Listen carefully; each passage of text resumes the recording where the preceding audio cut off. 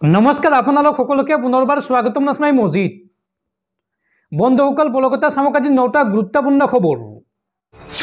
प्रथमটো खबर राजभवনত কংগ্ৰেছৰ smart meter বিৰোধী আন্দোলনত মৃত্যু হল জ্যেষ্ঠ কংগ্ৰেছী নেতা তথা অধিবক্তা মৃদুল ইছলামৰ।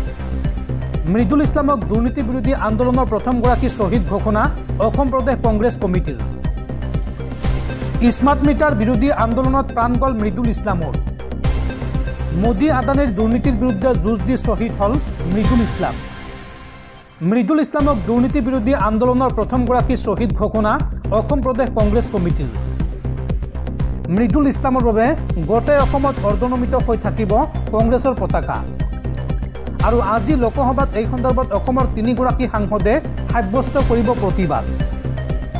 কোন অফিচাৰক মুখ্যমন্ত্ৰীয়ে 3টাকৈ কন্দুৱা গেছ নিক্ষেপ কৰিবলৈ নিৰ্দেশ দিছিল এই প্ৰশ্ন ভূপেন বৰাৰ। কংগ্ৰেছৰ গণতান্ত্ৰিক আন্দোলনলৈ ভয় খাইছে বিজেপিয়ে এই মন্তব্য কৰে ভূপেন বৰাই। উল্লেখযোগ্য যে স্মাৰ্ট মিটাৰৰ বিৰুদ্ধে সকলোতে সাব্যস্ত হৈছে প্ৰতিবাদ আৰু ৰাজ্যৰ প্ৰতিবাদক কংগ্ৰেছে ৰাজভৱনলৈ অনাটো তেওঁলোকে অপৰাধী হিচাপে গণ্য কৰিছে। হিমন্ত বিশ্ব শৰ্মা চৰকাৰক এইদৰে গৰিহণা ভূপেন বৰাৰ। আৰু এই ঘটনাৰ তদন্ত বিচাৰি লতাশিল থানাত এজাহাৰ দাখিল কংগ্ৰেছ নেতৃত্ব। পৰৱৰ্তী খবৰ নিষিদ্ধ ঘোষিত উগ্ৰপন্থী সংগঠন আলফা স্বাধীনৰ মুখ্য সেনাধ্যক্ষ পৰেশ বৰুৱাৰ মৃত্যুদণ্ডৰ ৰায় প্ৰত্যাহাৰ বাংলাদেশ আদালতৰ। উগ্ৰপন্থী সংগঠন আলফা স্বাধীনৰ মুখ্য সেনাধ্যক্ষ পৰেশ বৰুৱাৰ মৃত্যুদণ্ডৰ ৰায় প্ৰত্যাহাৰ বাংলাদেশ আদালতৰ।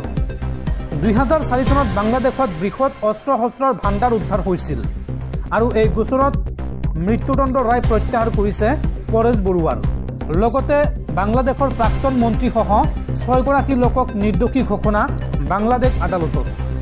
উল্লেখযোগ্য যে 2004 চনত চট্টগ্ৰামত জব্দ হৈছিল 10 ট্ৰাক অস্ত্ৰ শস্ত্ৰ আৰু গোলাবাৰুদ। পৰৱৰ্তী খবৰ দেশবাসীলৈ ভাল খবৰ। দেশৰ প্ৰতিগৰাকী নাগৰিকে লাভ কৰিব 5 লাখ টকা পৰ্যন্ত বিনামূলীয়া চিকিৎসা। এই সন্দৰ্ভত কেন্দ্ৰীয় চৰকাৰে লৈ আহিছে অভিলাষী আঁচনি। আজি আপুনি আবেদন কৰক আয়ুষ্মান বয় বন্দনা কাৰ্ডৰ বাবে। 5 লাখ টকা পৰ্যন্ত লাভ কৰিব বিনামূলীয়া চিকিৎসা সেৱা। আয়ুষ্মান কাৰ্ডৰ উপৰিও আহি গ'ল আয়ুষ্মান ব্যয় বন্দনা কাৰ্ড। এই আঁচনিৰ অধীনত 70 বছৰৰ ঊৰ্ধৰ প্ৰতিগৰাকী ব্যক্তিয়ে লাভ কৰিব বিনামূলীয়া চিকিৎসা। জ্যেষ্ঠ নাগৰিক থকা প্ৰতিটো পৰিয়ালে এই আঁচনিৰ বাবে কৰিব পাৰিব আবেদন। এই আঁচনিৰ অধীনত কেন্দ্ৰীয় চৰকাৰে আগবঢ়াইছে 5 লাখ টকাৰ বিনামূলীয়া চিকিৎসা সেৱা। কোনে কোনে এই আঁচনিৰ বাবে কৰিব পাৰিব আবেদন চাওঁ আহক। আবেদনকাৰী বয়স 70 বছৰ বা তাৰ ঊৰ্ধৰ হ'ব লাগিব। ইয়াত ধনী দুখীয়া বা মধ্যশ্ৰেণী বুলি কোনো কথা নাই, সকলোৱে কৰিব পাৰিব আবেদন। আৰু প্ৰতিগৰাকী জ্যেষ্ঠ নাগৰিকেই এই বিনামূলীয়া চিকিৎসা সেৱা লাভ কৰিব। আবেদনকাৰীয়ে আয়ুষ্মান কাৰ্ডৰ অফিচিয়েল ৱেবছাইটত গৈ আবেদন কৰিব পাৰিব। লগতে মোবাইল ফোনত আয়ুষ্মান এপ ডাউনলোড কৰি আপুনি এই কাম কৰিব পাৰিব। দৰ্শকসকল আৰু বহুতো গুৰুত্বপূৰ্ণ খবৰ আছে। তাৰ আগতে আপোনাক জনাওঁ যে যদি আপুনি এতিয়ালৈকে এইটো ভিডিঅ'ত লাইক কৰা নাই তেন্তে এতিয়াই ভিডিঅ'টোত লাইক কৰি দিয়ক। আৰু এনেকুৱা ধৰণৰ ভিডিঅ'সমূহ নিতৌ চাবলৈ চেনেলটো ছাবস্ক্ৰাইব কৰি কাষত থকা বেল আইকনটো প্ৰেছ কৰি ৰাখক। পৰৱৰ্তী খবৰ ৰাজভৱন চৌহদত মৃত্যু হোৱা অধিবক্তা মৃদুল ইছলামৰ ঘটনাক লৈ প্ৰথমটো প্ৰতিক্ৰিয়া প্ৰকাশ কৰিছে কংগ্ৰেছ নেতা ৰাহুল গান্ধীয়ে। ৰাহুল গান্ধীয়ে এই সন্দৰ্ভত কয় যে বিজেপি শাসিত অসমত খৰ্ব কৰা হৈছে গণতন্ত্ৰ আৰু সংবিধানৰ অধিকাৰ। অত্যাধিক আৰক্ষী বলৰ বাবে নিহত হ'ল মৃদুল ইছলাম। এই মন্তব্য ৰাহুল গান্ধীৰ। মৃদুল ইছলামৰ ঘটনাক লৈ ৰাহুল গান্ধীৰ প্ৰথমটো প্ৰতিক্ৰিয়া। ৰাহুল গান্ধীৰ এই সন্দৰ্ভত মন্তব্য যে বিজেপি শাসিত অসমত হত্যা কৰা হৈছে গণতন্ত্ৰ আৰু সংবিধানক। অত্যাধিক আৰক্ষী বলৰ বাবেই নিহত হ'ল মৃদুল ইছলাম। সমগ্ৰ দেশতে কংগ্ৰেছে গণতান্ত্ৰিকভাৱে সাব্যস্ত কৰি আহিছে প্ৰতিবাদ। আৰু শোক সন্তপ্ত পৰিয়াললৈ ৰাহুল গান্ধীৰ সমবেদনা। সত্য আৰু সংবিধান ৰক্ষাৰ বাবে সদায় যুঁজি যাব কংগ্ৰেছৰ সিংহই। এই মন্তব্য কৰে কংগ্ৰেছ নেতা ৰাহুল গান্ধীয়ে। পৰৱৰ্তী খবৰ 16 বছৰৰ তলৰ ল'ৰা ছোৱালীৰ বাবে মোবাইল ফোন নিষিদ্ধ কৰাৰ আহ্বান দিছপুৰ সমষ্টিৰ বিধায়ক অতুল বৰাৰ।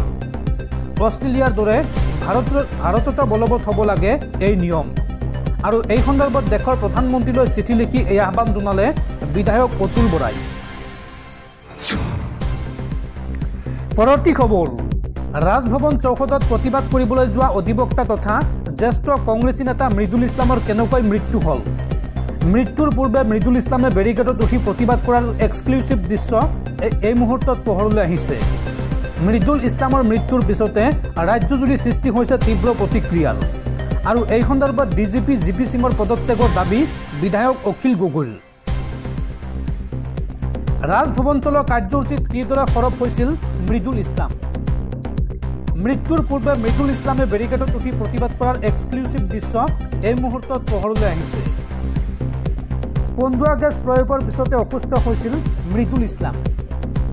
কংগ্ৰেছে হাতত লৈছিল ৰাজভৱন চলোৱা কাৰ্যসূচী।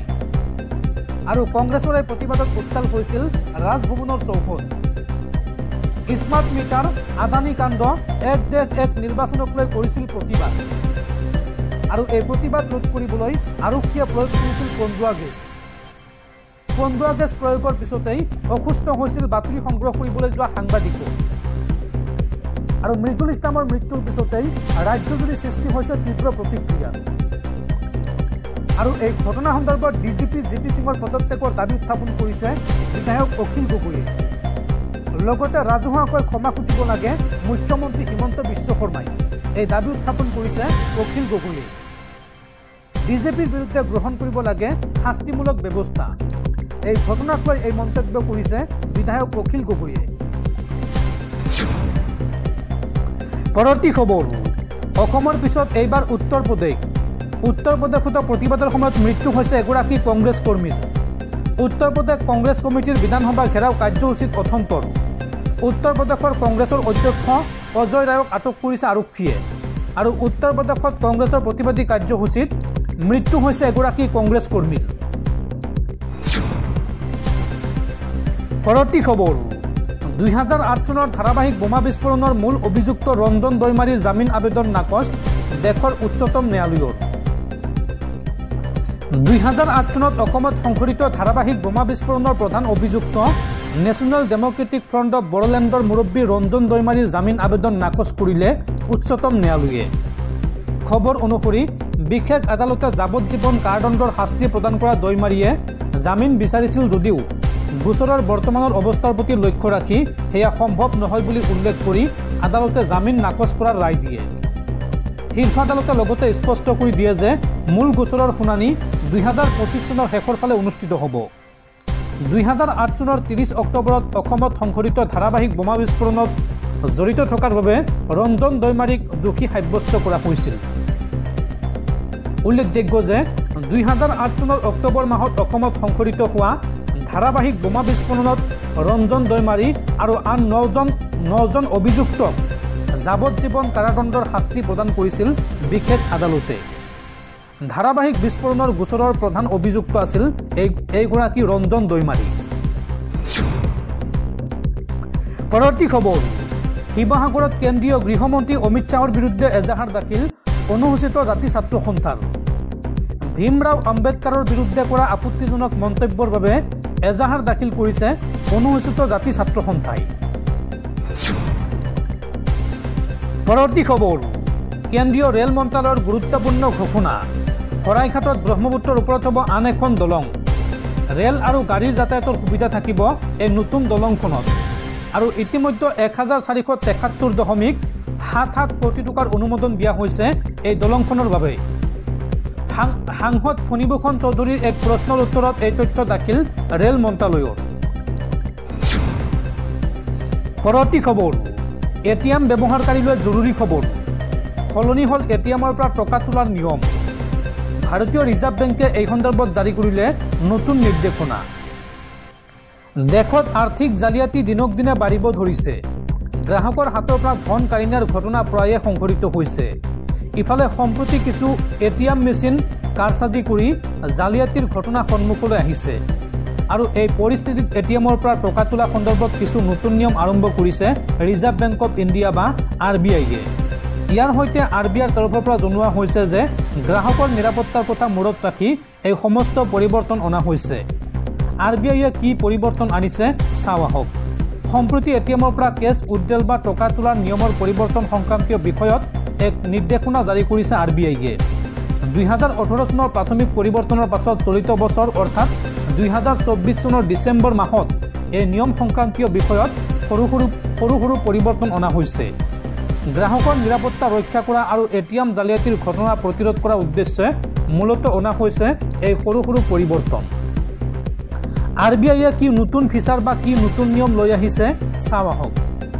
বহু সময়ত দেখা যায় যে এটিএমত গৈ মেচিনৰ পৰা ধন তোলাৰ সময়ত গ্ৰাহকে সেই টকা বহু সময়ত ল'বলৈ পাহৰি যায়। ইয়াৰ ফলত সেই ক্ষেত্ৰত টকা প্ৰতাৰকসকলৰ হাতলৈ যোৱাৰ আশংকা থাকে। কিন্তু এই নতুন নিয়ম অহাৰ ফলত এতিয়া এটিএমৰ পৰা টকা তোলাৰ সময়ত গ্ৰাহকে যদি টকা ল'বলৈ পাহৰি যায় তেতিয়া 30 ছেকেণ্ডৰ ভিতৰত সেই টকা আকৌ মেচিনৰ ভিতৰত সোমাই যাব। ইয়াৰ ফলত কোনোৱে সেই ধন উঠাই ল'বলৈ পাহৰি গ'লেও অন্য লোকে সেই ধন ল'ব নোৱাৰিব। আৰু এই নতুন নিয়মৰ পৰা গ্ৰাহকসকল কি সুবিধা পাব বা কিদৰে উপকৃত হ'ব চাওঁ আহক। সম্প্ৰতি এটিএমৰ মেচিনৰ পৰা ধন তোলাৰ সময়ত জালিয়াতিৰ কিছু ঘটনা সন্মুখলৈ আহিছে। কিছু প্ৰতাৰকে এটিএম মেচিনৰ পৰা তুলি ল'বলৈ পাহৰিলে সেই ধন অন্য কোনো লোকে ল'ব নোৱাৰিব। নতুন পৰিৱৰ্তন অহাৰ ফলত এটিএমৰ পৰা টকা তোলা আৰু নিৰাপদ হৈ উঠিব। ইয়াৰ সৈতে RBIৰ আশা আৰ্থিক জালিয়াতিৰ পৰিমাণো বহু পৰিমাণে কমি যাব।